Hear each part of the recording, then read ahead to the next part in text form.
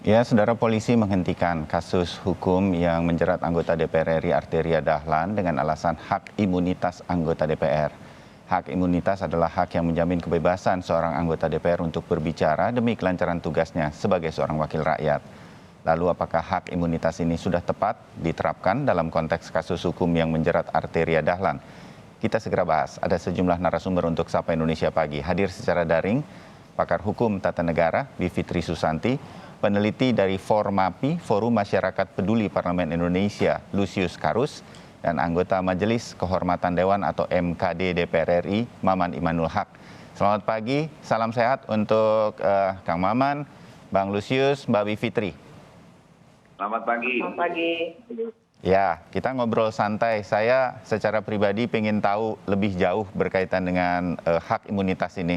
Tapi Bang Lusius, tanggapan Formapi sendiri seperti apa? Ada beberapa kalangan pakar hukum pidana yang mengatakan ya dalam situasi melihat pasal-pasal hukumnya ini sudah tepat menurut Formapi. Ya, dalam kasus Arteria yang terakhir ini gitu ya, saya kira kemudian pasal imunitas itu lebih terlihat sebagai tameng, ya. Karena bagaimana kemudian bisa menjelaskan pernyataan seorang anggota yang sudah jelas-jelas diproses oleh warga gitu ya, dalam hal ini dari masyarakat Sunda gitu. Itu kemudian tidak bisa diproses secara hukum gitu ya. Dan saya kira kontradiksi ini yang membuat hak imunitas ini sulit dijelaskan ada pada anggota DPR ketika kemudian misalnya hak imunitas itu membuat protes warga yang merasa bahwa pernyataan anggota DPR itu tidak sesuai dengan norma hukum, itu kemudian tidak bisa diproses. Ya, Bang Lusius. Saya ke Mbak Bivitri. Mbak Bivitri, kalau hak imunitasnya sendiri dalam hukum tata negara memang sudah persis seperti ini, atau kalau dia mengundang kontroversi pro dan kontra seperti pada kasus ini Bang Arteria Dahlan menyinggung saudara-saudara kita dari masyarakat Sunda, bagaimana kemudian tepatnya ini, apa yang kemudian harus dilakukan kepolisian misalnya? Mbak Bivitri. Jadi memang secara hukum tata negara hak imunitas ini dikenal ya, sudah lama sekali kita miliki, dan memang perlu kita pisahkan antara yang pidana atau wilayah hukum pada umumnya, pidana dan perdata, dengan etik. Nah, jadi hak imunitas ini kalau yang dikatakan oleh polisi seperti itu memang benar, karena kita punya Undang-Undang MD3 tadi, dan kemudian ada peraturan DPR mengenai kode etik, sehingga memang seharusnya diproses oleh Mahkamah Kehormatan Dewan. Okay. Kita boleh setuju, boleh tidak, tapi aturan mainnya biasanya begitu. Jadi izinkan saya tarik ke belakang ya. Jadi ada yang memang namanya parliamentary privileges dalam sebuah ketatanegaraan dalam konteks parlemen. Hak ini atau parliamentary privileges ini, keistimewaan yang diberikan kepada anggota parlemen, ini memang lazim diberikan justru untuk memudahkan mereka untuk melakukan pekerjaannya. Karena mau tidak mau mereka akan banyak bertanya, mungkin banyak mencecar orang dan lain sebagainya. Kita bayangkan dulu parlemen yang ideal ya. Kita pisahkan dulu dari kasus Arteria Dahlan. Nah, karena itulah ada parliamentary privileges. Biasanya bentuknya ada dua. Ada hak imunitas dan kemudian ada lagi yang namanya forum privilegiatum. Jadi kalau misalnya ada tuntutan pidana, biasanya ada proses yang lebih cepat dan khusus. Tapi Indonesia sudah tidak punya lagi, dulu punya, karena kita mengadopsi sistem di Belanda. Forum privilegiatumnya itu sudah tidak ada, tapi hak imunitasnya tetap ada. Nah, tapi gini, yang harus dipahami adalah yang namanya parliamentary privileges itu juga harus dilakukan bersama-sama dengan kode etik yang ketat sekali. Nah, di Indonesia yang belakangan ini kita tidak punya ya. Jadi kalau di banyak negara parlementer lain misalnya, atau bukan parlementer, di negara-negara lain ya yang menerapkan sistem parlementer maupun presidensial sama saja, tapi yang namanya anggota legislatif itu kode etiknya ketat sekali. Misalnya kalau ada yang mematikan mikrofon, itu jelas tidak boleh ya. Misalnya ada yang protes di dalam ruang sidang, langsung disuruh keluar. Nah di kita itu kan proses etiknya ini sama sekali tidak berjalan. Bahkan kalau ada laporan ke MKD beberapa kali ya, karena MKD ini memang anggotanya itu berasal dari anggota DPR sendiri. Kita pernah lihat dulu waktu kasus Setia Novanto, kemudian beberapa kasus lainnya yang ternyata istilahnya itu mungkin kita jeruk makan jeruk gitu ya. Jadi ada apa namanya tuh jiwa korsa, ada esprit de corps yang membuat MKD memang seringkali agak melempem. Jadi tapi kembali ke pertanyaan tadi, kalau hak imunitas itu memang dimiliki.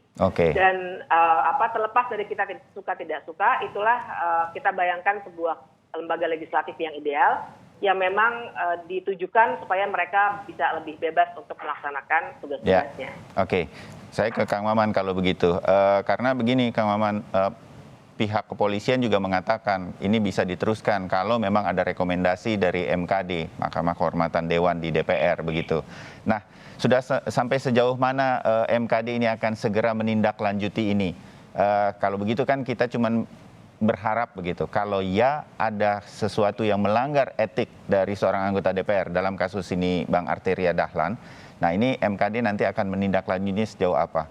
Kang Maman sempat mengatakan tadi juga kita putar di paket pengantar bahwa akan segera memanggil Arteria Dahlan. Kapan tuh Kang Maman?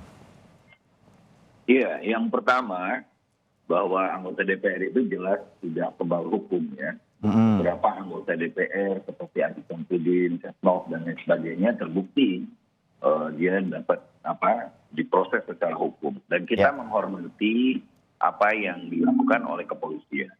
Yang kedua, pada ranah etik, MKD hari ini telah menerima pengaduan dari beberapa komunitas, misalnya komunitas penutur Sunda, lalu juga dari individual seperti yang dilakukan oleh seorang budayawan, Kang Cecep, lalu beberapa komunitas lain, dan itu sudah masuk di MKD dan diverifikasi. Kita pun sudah melakukan pembicaraan informal dengan beberapa pimpinan dan juga anggota, yang pada intinya ini akan terus diproses. Tetapi kita tahu bahwa 192 anggota DPR dan tetap ternyata terindikasi dari Omikron, sehingga MKD menjadi AKD pertama yang lockdown, sehingga prosesnya agak terhambat. Padahal saya sudah mengatakan langsung kepada Arteria Dahlan bahwa ini proses akan dilanjutkan, dan kata Arteria, oke, saya sudah minta maaf dan saya siap untuk memasuki proses di MKD.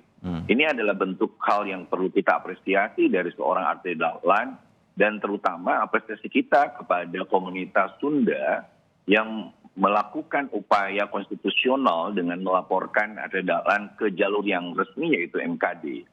Apa yang dikatakan Mbak Bimiti tadi sebenarnya tidak terlalu tepat. MKD sebenarnya terus melakukan beberapa usaha verifikasi dan lain sebagainya di beberapa kasus, sehingga kita menemukan format, misalnya kita pernah merekomendasikan kepada partai tertentu untuk melakukan PAW seseorang yang melakukan kekerasan seksual misalnya. Pergantian antar waktu PAW. Jadi beberapa kasus itu tidak dipublish juga sebenarnya karena ini berkaitan dengan etika, dan kita serahkan sebenarnya ke praksi di mana anggota DPR itu bernaung, seperti itu. Ya, kalau rekomendasi seperti itu Kang Maman artinya ya boleh dilaksanakan, boleh tidak ya oleh fraksinya? Enggak, jadi nanti rekomendasi dari MKD itu ada yang paling tinggi seperti PAW, ada pemecatan, ada juga yang sekedar teguran. Tapi biasanya praksi-praksi itu melakukan komunikasi dengan MKD, termasuk kenapa alasan-alasannya. Karena di MKD betul kata Mbak Bimiti tadi, di MKD kan ada perwakilan dari tiap-tiap partai, sehingga kita pun memberikan argumen yang jelas. Itu sehingga beberapa kasus yang justru muncul dari intrik-intrik politik di dapilnya bisa kita antisipasi. Karena tidak semua anggota DPR yang dilaporkan ke MKD itu berbuat salah. Mereka kadang-kadang hanya korban dari intrik ketidakjelasan para pelapor itu sendiri. Ya, oke. Bang Lusius, Anda punya harapan optimisme kalau kemudian Kang Maman mengatakan ini sebetulnya ongoing, hanya kemudian tertunda karena merebaknya kasus COVID-19 di MKD atau di gedung DPR. Apa yang Anda ingin sampaikan kepada MKD, Bang Lusius? Saya kira tidak terlalu banyak harapan sih untuk MKD, walaupun Kang Maman tadi mengatakan MKD sudah bekerja gitu ya. Dulu di kasus Aziz Samsudin saya kira gitu ya, persis juga saat itu lockdown di tahap pandemi COVID yang dulu gitu ya. Dan saya kira sekarang juga sama alasannya lockdown gitu ya. Apakah kemudian lockdown ini artinya bebas untuk MKD supaya tidak bekerja dan lain sebagainya? Kalau sekedar untuk meminta informasi ke Pak Arteria kan tidak harus selalu dalam pertemuan terbuka kan, atau harus hadir fisik di DPR kan? Itu bisa dilakukan secara daring. Ya. Jadi apakah alasan lockdown ini bisa dibenarkan untuk menjelaskan kerja MKD gitu ya, dalam rangka menegakkan etik DPR gitu ya. Jadi saya kira sih dalam banyak hal kita tidak bisa berharap banyak seperti yang dikatakan oleh Mbak Bibi tadi gitu ya pada MKD gitu. Karena itu sebenarnya kenapa kemudian ketika kasus Arteria ini kita lebih banyak berharap pada kerja penegak hukum gitu ya, karena kalau kemudian menyerahkan ini kepada MKD belum apa-apa mereka sudah apresiasi pada Pak Arteria gitu ya. Padahal MKD sendiri belum mulai bekerja gitu. Jadi kesediaan Pak Arteria saja tidak membuat MKD kemudian responsif untuk segera mulai melakukan misalnya pemanggilan atau permintaan keterangan terhadap Pak Arteria. Begitu Mas Bayu. Ya, tapi kita kan bolehlah menaruh harapan pada MKD kali ini karena di pihak kepolisian tadi Mbak Bivitri mengatakan langkahnya sudah tepat karena undang-undangnya seperti itu. Maka kemudian kita lari nih ke MKD dalam hal bagaimana ini nanti kemudian akan dilakukan. Kang Maman, Anda ada tanggapan bahwa ada, saya menyebutnya ya, pesimisme nih ketika kemudian MKD selama ini menerapkan itu. Tentu ada kasus-kasus yang mungkin kami media juga tidak terlalu tahu, ada kemudian hal-hal yang dilakukan begitu, banyaklah yang dilakukan oleh MKD. Nah, bagaimana kemudian menepis pesimisme ini? Kang Maman? Ya, sebenarnya wajar-wajar aja ya kalau Bang Lusius pesimisme. Memang posisi beliau di NGO adalah selalu optimis dan melihat sesuatu. Tapi kalau Anda masuk ke DPR RI, sebenarnya DPR RI sekarang bekerja lebih terbuka, lebih transparan, terbukti dengan rekaman Arteria Dahlan di rapat sidang itulah yang akhirnya memicu polemik. Dan yang kita lakukan di di lembaga politik lebih kepada juga lobby-lobby. Jadi salah juga kalau mengatakan bahwa kami tidak dalam ongoing proses. Kita sudah, saya Pak Trimedia Panjaitan sebagai pimpinan, lalu saya juga ngobrol dengan Pak Abu Bakar dan lain sebagainya sebagai pimpinan, dan kita langsung ngobrol dengan Arteria Dahlan bahwa permintaan maaf Anda tidak cukup, kami bisa memaafkan tapi tidak bisa melupakan. Nah akhirnya oke, kita teruskan, dan sekali lagi bahwa ketika itu kita langsung lockdown dan lain sebagainya, dan terutama ada beberapa pimpinan yang memang dia kena Omikron gitu, yang justru dia harusnya memimpin.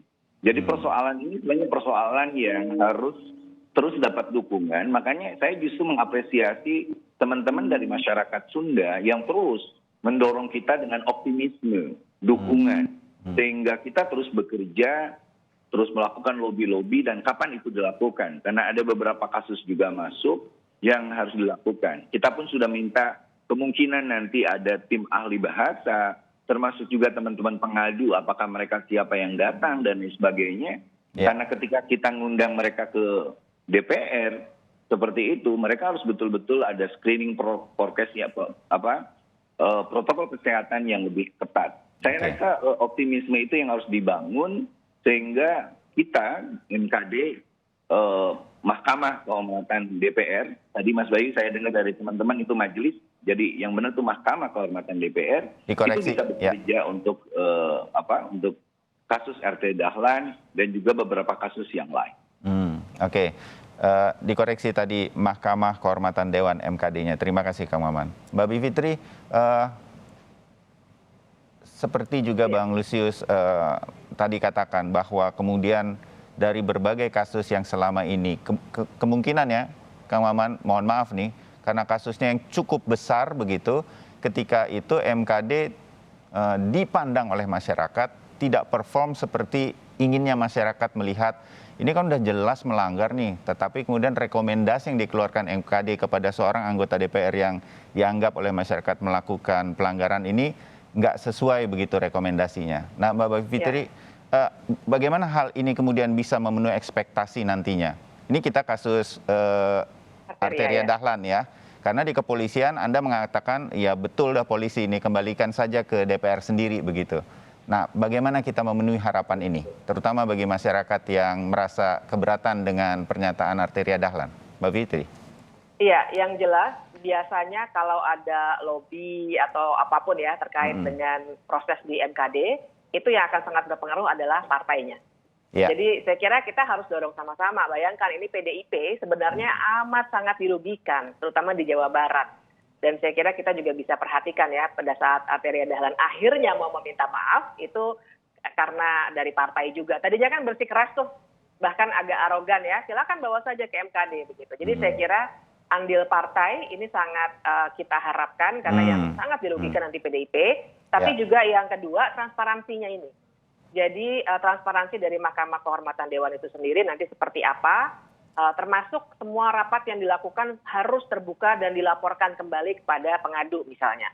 Nah, tapi ada satu lagi sih, Mas Bayu, kita juga harus ingat kan sebenarnya kalau dalam proses hukum itu tidak hanya pidana ya.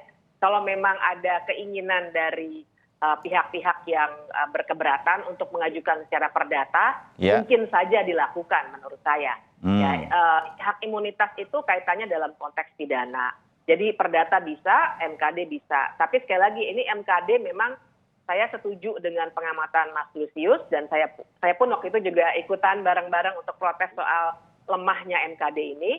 Tapi itu semua biasanya dikarenakan secara proporsional semua anggota fraksi, semua fraksi maksud saya akan ada di MKD.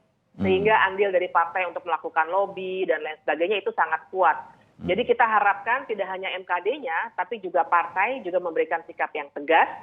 Bahkan kalau perlu partai duluan untuk menarik Arteria Dahlan, karena saya kira ini sudah menimbulkan kerugian yang luar biasa untuk PDIP. Oke, baik. Terbayang apa yang kemudian nanti akan terjadi di dalam MKD-nya. Kita akan lebih perdalam kemungkinan-kemungkinan yang akan dilakukan oleh MKD. Mumpung Kang Maman ada di sini hadir. Tapi saya jeda dulu, nanti kita sambung lagi obrolan kita melihat bagaimana kasus ini nanti ke depannya di tangan MKD di DPR. Tetap bersama kami.